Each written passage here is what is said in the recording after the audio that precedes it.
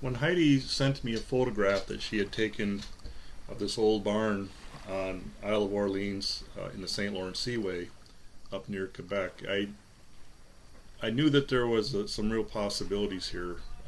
And then when she sent me an image of her painting, I was further intrigued.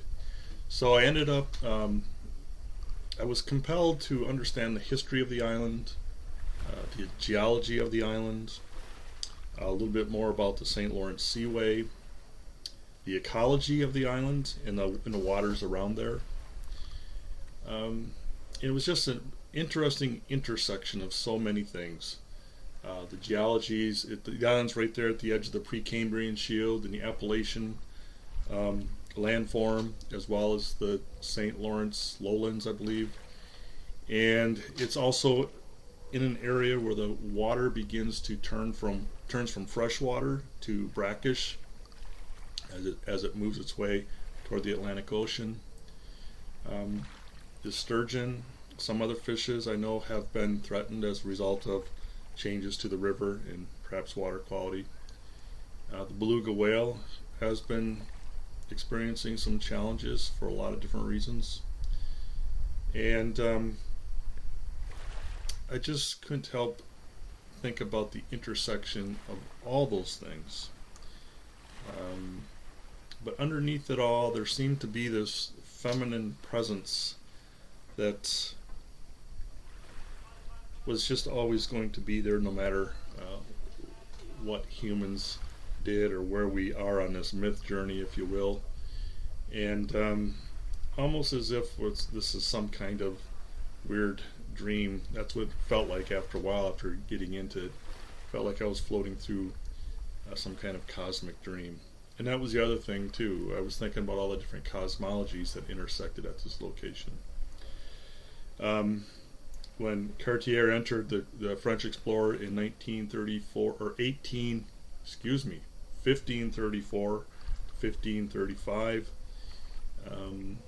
he originally named the island the Isle of Bacchus. In Bacchus, I had to learn that that's the Roman god of wine.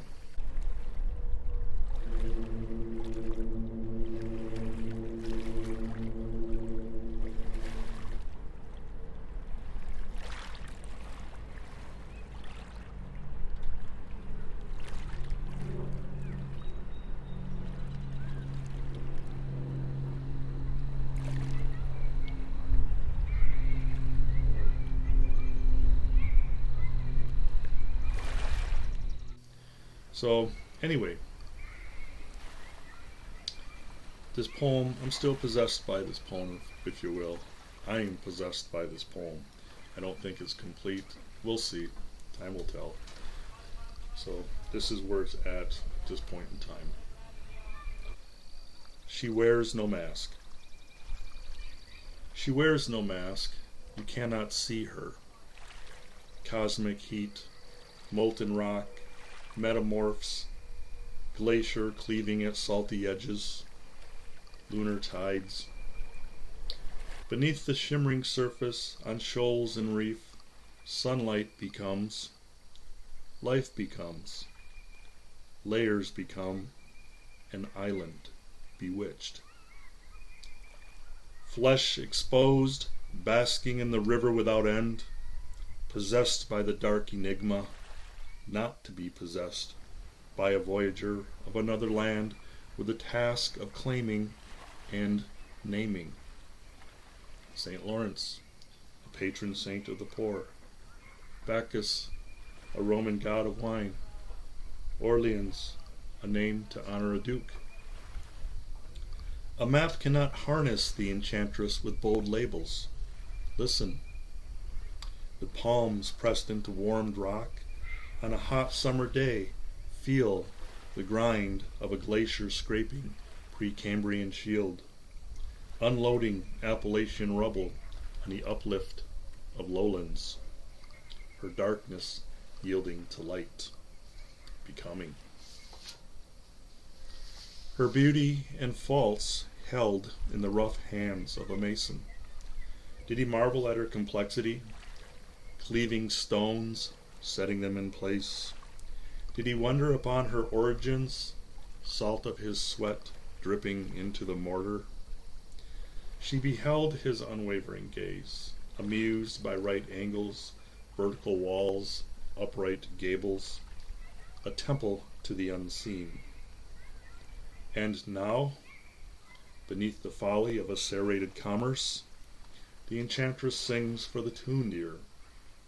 Unspoken in the ancient sturgeon, beluga whale, fading, beyond comprehension, as with stones, in an old barn, on an island, in a seaway,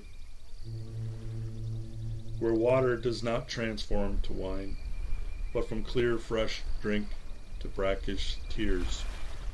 Nearby, always nearby, the gateless path narrows into the distance, a wet pore on the surface of her skin, a waterway back to the nameless, the unseen.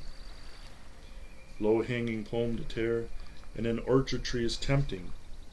A seaway whispers the words of that patron saint. Quench the flame of our vices, that we may die to ourselves. Another voice whispers, I am waiting for you.